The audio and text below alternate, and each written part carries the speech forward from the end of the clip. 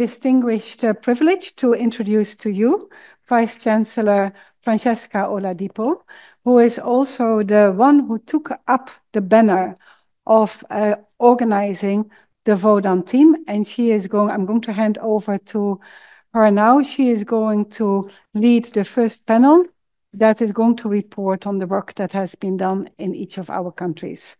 Welcome, Prof. Thanks. Excellencies, distinguished guests, Dean, we thank you for hosting us, LUNC. Vodan Africa started in 2020.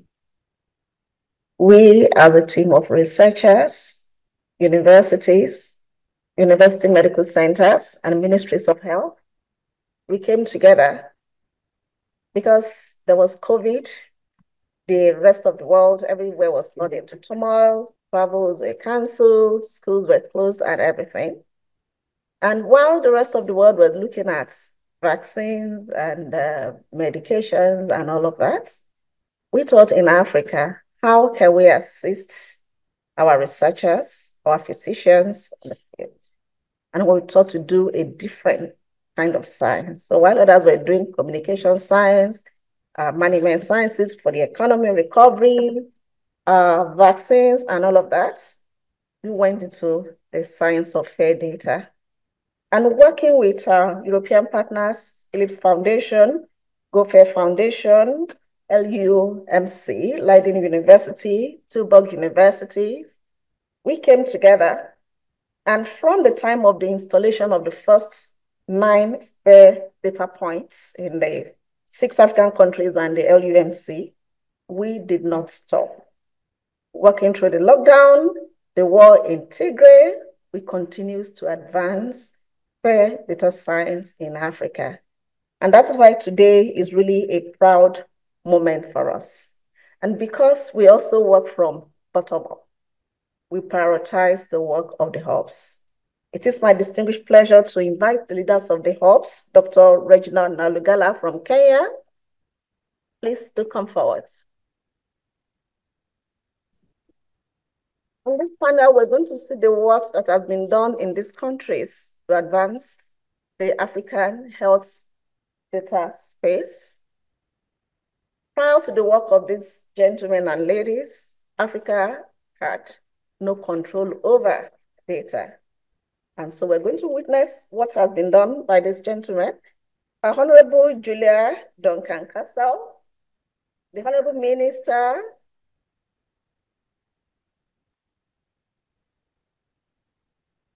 who brought our experiences from the Ebola situation to the Vodan Africa project. And then Dr. Araya from Tigray will be joining us online to report on the work in Ethiopia. Dr. Abdullah Ibrahim is the coordinator for the Nigerian hub. Dr. Abdullah, please. Dr. Magda Rubalo from Guinea-Bissau is represented here by Dr. Festus. Dr. Festus became a doctor and his PhD about 4 hours ago. Congratulations.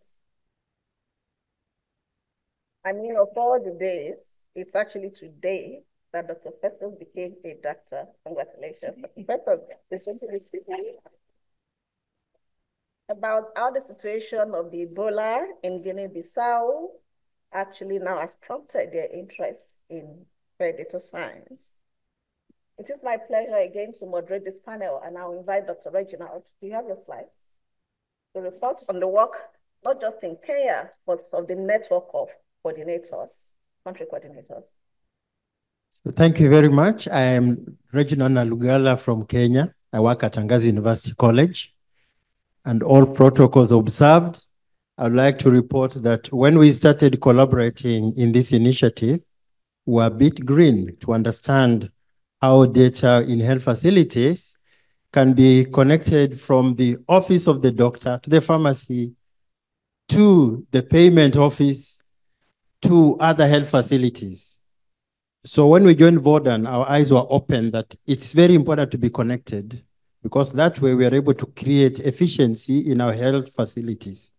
But then came COVID. When COVID came, we also green it to understand how to share data across different health facilities. So through VODAN, we're able to learn from experienced experts in the area of ICT knowledge, those who are experts in digital health data, to help us collaborate in working towards that space. And so with the time, we have been able to develop our capacity to initiate programs that harness data at the place of production.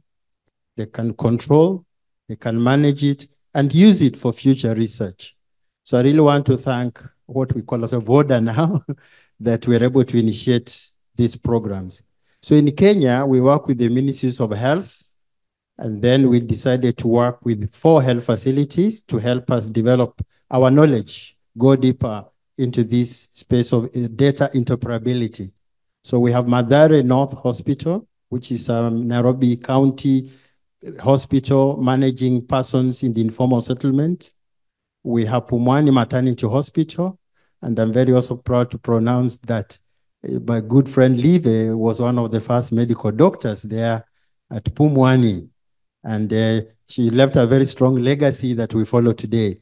We have Mutuini Hospital, which is now moving to level 5, and Mutuini has given us the space to come up with the technical knowledge to support us in the area of data interoperability. And last one is Beacon of Hope, which is in Kajiado County. And Beacon of Hope has given us the space to test out our product.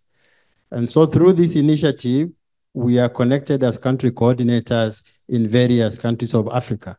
And I would like now to hand over to my colleague, Julia, to say something about Liberia.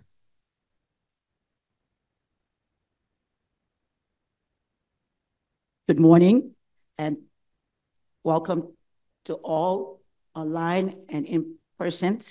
I'm Julia Duncan Kessel from Liberia, West Africa, a very small, tiny, but powerful country. And a lot has been said about COVID, but let me just bring to the experience about Ebola, because we were hit very hard with Ebola. But thanks to Latin University, to Professor Miriam, and the team of VODAM Africa. In 2012, 2014, the West African countries, Liberia, Guinea, and Sierra Leone, was hit hard by this deadly virus that we knew nothing about. At one time, it was proclaimed by WHO that everybody was going to perish. And so, not being up to standard, not being modernized after coming from so many years of war, led by Her Excellency, Madam Ellen Johnson Sirleaf at that time, decided that she would not accept that. And so she called us together and said, what do we do? Trying to separate the women from the children from the men, and to show that one size don't fit all. Then it came that nobody would travel outside of Liberia and Guinea so that the disease don't get spread. But notwithstanding, somebody left Liberia, went to Nigeria, and that's how they took the disease to Nigeria. Somebody found a way from Liberia to Texas, and it took the deadly disease to Texas, and a lot of people got killed. And we said, no, this cannot happen. But then Madam President said, look, I cannot travel. I have to be on ground with the people. But I need you to go and see how we can get some aid and relief to help our people. The first place that invited us was the Netherlands. And that's why it is so important that we are part of this program. And I said, where will I stay? Hotels didn't want anybody coming with Ebola to stay. But Professor said, come to my house. And I said, wow, she's brave.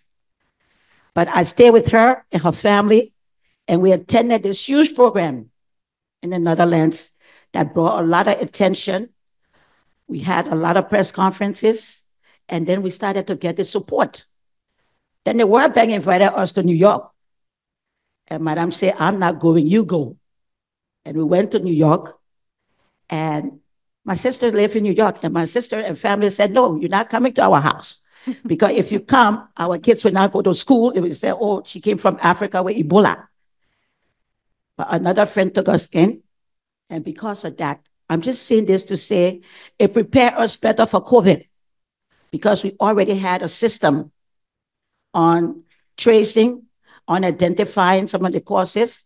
So when COVID came, Liberia did not get hit as bad. And so when Vodam decided that all of the data that was collected during this epidemic did not stay in the country, we need to start owning our own data. We need to start doing our own research. And how do we do that? By partnering with Vodam Africa. So again, I want to say a big thank you to the team. We've been working. Miriam been to Liberia so many times. She's a good friend of Liberia. But it's not just benefiting Liberia, but West Africa. And my colleague from Ghana will also say how it helped them too, because of the information we gather and bringing our young people into understanding that the more information we can gather and the more we can be online, we can save a lot of stuff and we can produce our own data, our own vaccine. I'm a politician, I'm not an academician, but in order to balance the work that Vodam Africa is doing, you need the politicians to be involved. So again, we're glad to be here and answer any questions you want to pose to us. Thank you. Thank you so much. My name is Ibrahim Abdullahi. I'm the country lead of Nigeria, the most populous Black nation in the whole world. So our journey has been very interesting, inheriting all of the ideas from COVID and even beyond COVID. For the Nigerian team, we started mostly with the strength of the academia, now extending our hands into the medical administrators, to data stewards, and even to bringing out the idea of organogram that now we all benefit as a Vodam family. You have the data stewards and data clerks. So this has enhanced the capacity of the whole country, not just the data stewards, because you see from our participation in Nigeria, we are always having a lot of team members joining and learning every time. So for Nigeria, it is all about capacity building. It has also exposed a good idea for us in Nigeria and beyond Nigeria for health management records and the tracing, so that it will be an end-to-end journey for a patient, from the time a patient visits the health facility to the time you need to do a routing check and all of that. Fantastically also, during our journey in Nigeria, we were able to involve all of the stakeholders, from the ministries to the health workers to the academics to the policymakers, and even the politicians. And as such, Vodam has given us a big globe to sit on and has given us a widespread of inclusivity, which is extremely what we believe. Unknowingly, we have inherited the spirit of Netherlands of giving the equal opportunity to all.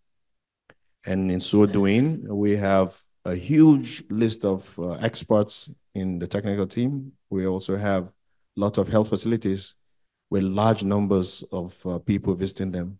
So Vodam has been quite an interesting journey, and we will never regret being in Vodam. And we encourage more and more spread as we move on. Thank you so much.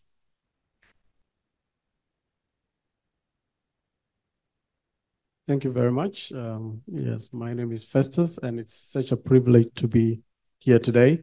I sort of fill quite a big shoe, and I represent Dr. Magda from the Institute of Global Health and Development, and particularly the country coordinator for Guinea-Bissau. And so my involvement also is quite strategic, because it serves as a partnership linking Ghana, Guinea-Bissau, and currently I have just finished my PhD in Australia. And so I sit there, but, really linking these two countries together and filling in for Dr. Magda today. And from Dr. Magda, I think the interest has been more to do with our recent participation in Vodam. Such a great opportunity to be part of such a big family, filling the data gap within the fair data space in Vodam Africa. So for us, it's more about capacity building and really integrating the rest of the African countries onto the platform. And I have had the privilege to be part of the training in the last 1 week. And I think, unfortunately, 2 of our colleagues couldn't make it for visa issues.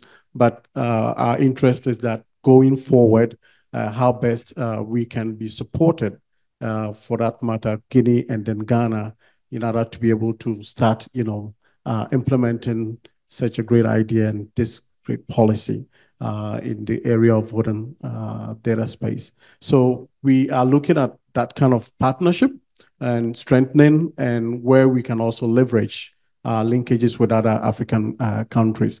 As Madam Politician rightly said during the Ebola, I happen to also facilitate training for doctors and nurses, psychologists, social workers, laboratory workers who went to Liberia to set up ETUs to really help with the response. And I think one of the questions that always lingered in my mind at the time was about data and its use and how that benefits locals.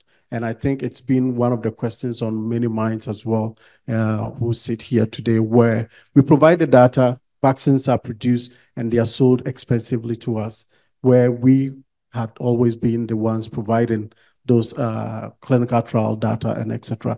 And I think Fair Data, and for that matter, Vodan, it's in that right space to ensure that we are owning our own data, and the data benefits the ones who generate it. They are localized, and there is value driven for that matter. And so thank you so much for this participation, and we look forward to greater collaboration in the future as well. Thank you, Professor. Lastly, for us in Africa, many things are key, but on this project, data in residence for visiting, ownership, and governance are quite important for us. Uganda and Ethiopia have been at the forefront of providing the infrastructure to achieve most of this. And so we take the big masquerade from Mekele University, Dr. Araya, to speak on the work done by Mekele. We had the war in Tigray, and there was a complete shutdown of communication. But the Mekele team, in spite of everything, they were working round the clock to deliver on the Vodan architecture. Dr. Araya. Yeah, thank you, Professor Francisca. Good morning, all. Greetings from Mekele, Tigray. My name is Araya, and I will make a few remarks or points on behalf of the team in Mekele, also all of us as a Vodan members. Much of the experience have been said by previous speakers. I will only reflect a kind of summary on what we have learned and what we have gained through Vodan Africa. I want to make 5 main points. The first learning or capacity that we have gained through Vodan is as a team, as a network, and also through the involved institutions, universities, we really gained capacity development, and the capacity development that we have got in digital data science is not only through research, but also we have built leadership capacity. We have built also institutional capacity, and there was an opportunity of a cross-country learning, I would say. And here at Mekele, we have a small research center, Digital Health Research and Development Center. And our Digital Health Research and Development Center has benefited a lot by becoming a member in this Vodan. To mention, like we have 3 colleagues from our Digital Health Research and Development Center who are doing their PhD in data science, in FAIR data science, and affiliated with Vodan. This is one benefit or one good aspect of the Vodan network.